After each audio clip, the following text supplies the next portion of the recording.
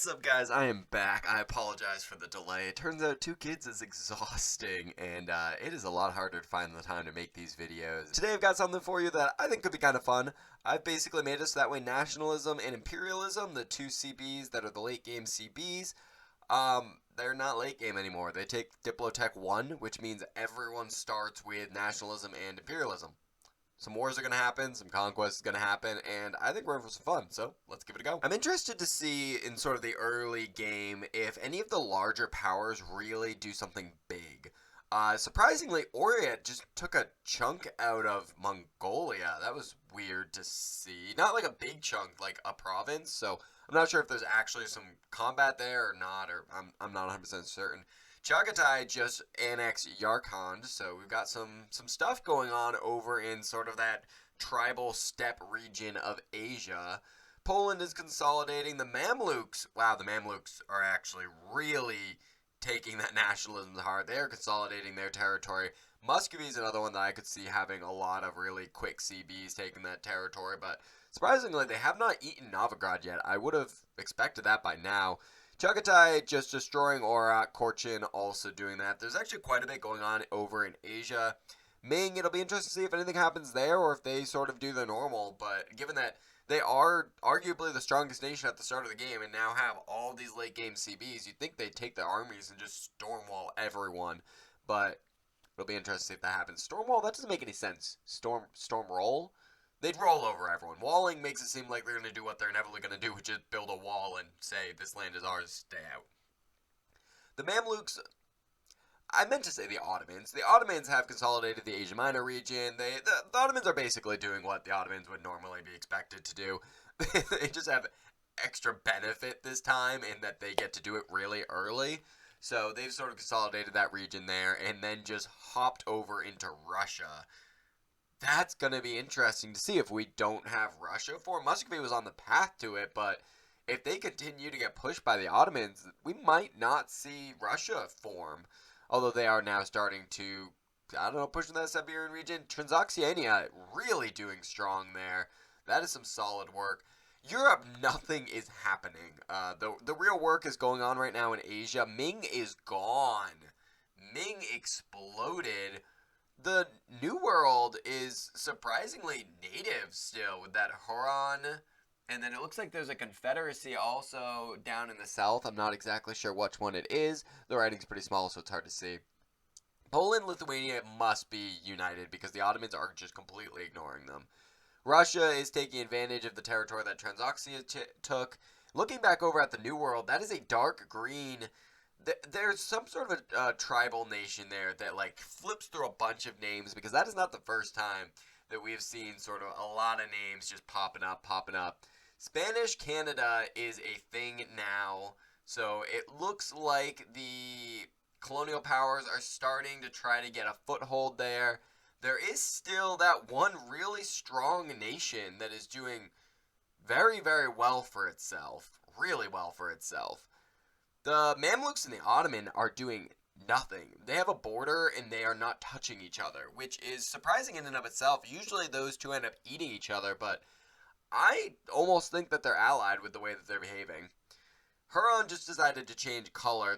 I swear, sometimes the New World countries, they just change color. Like, nothing changes about it. They just change colors because they feel like it, I guess. Shun is basically the new China. I'm here for it. That's pretty cool. I'll take it. Other than that, basically what we'd expect out of China, kind of. I just realized that Bengal took a lot of sort of Western China there, but you got sort of the breakaway regions. And another color over in North America. It does not look like they're going to survive to the end, though, because that Spanish Canada is really pushing in on them. Be interested to see how long they're able to do it. The colonial powers are now starting to make their move. They really did wait. I mean, they waited 200 plus years. And that won the Cheyenne Federation. The Cheyenne Federation is pushing them back. That mad props. To see an AI do this well, maybe that's all they needed was late game CBs. Actually, I wonder if that let one of the natives... I'd have to go back and watch the beginning now because I'm not sure. but they might have been able to unify rather than sort of their normal CB. It's not really, they don't take territory from one another. But if they can immediately just nationalism, and that might be why we saw an extra powerful native game.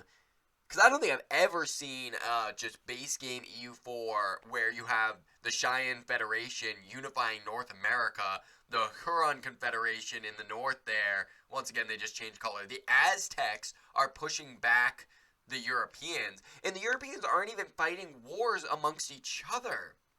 We don't have England invading France or France invading Spain. None of that is going on.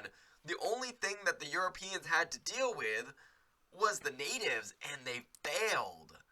And I would think it's gotta be either this was just a random chance game, or those late game CBs just really pushed that. That is a fascinating new world that we've had. The old world, to be completely honest, nothing really happened. Poland and Lithuania just kind of sat there. Although Poland did ate most of Germany, so I mean that's kind of cool. And actually, Lithuania ate the Nordic countries. Hey, Sweden just popped out. But other than that, not a whole lot. I think the two Sicilies formed, and then the Ottomans kind of did their thing. But there's a lot of just stagnation in the New World or the Old World, which I really wanted to see more wars, more conflict, like large chunks being taken out. And we just didn't get that, which is surprising because they all had imperialism and nationalism from day one. And with that, that is going to bring us to the end, and that Cheyenne Federation is absolutely beautiful. Let's take a look. Japan did pretty well for itself. I love the giant Bengal that's not where, like, Bengal is supposed to be. That's, like, Tibet. We got a really nice two Sicilies. That Aztec, I just can't even. This unified North American Cheyenne Federation is... This is paradise. This is... Imagine what the world could be like today. So the Ottomans and Mamluks did not ally. They just chose to ignore one another. I love a game where you play through 400 years of history and Brittany does nothing. They didn't expand. They didn't get eaten. They just sat there. I did not realize this thick Songhai. Culturally, it's not that shocking. Obviously, the New World is going to be very diverse because it didn't get sort of that European colonization that we see a lot. That totemist, that's great. Orthodox Russia. Interesting that Protestantism is gone, except for a tiny bit south of Denmark, and then France and Italy are reformed, but they're not sort of that Protestant. None of the major powers are sharing dynasties that I can see. There's a lot of republics, but nothing where it's like, wow, that one dynasty ruled over everyone. There's this one province in Tennessee, I think, that has 48 development.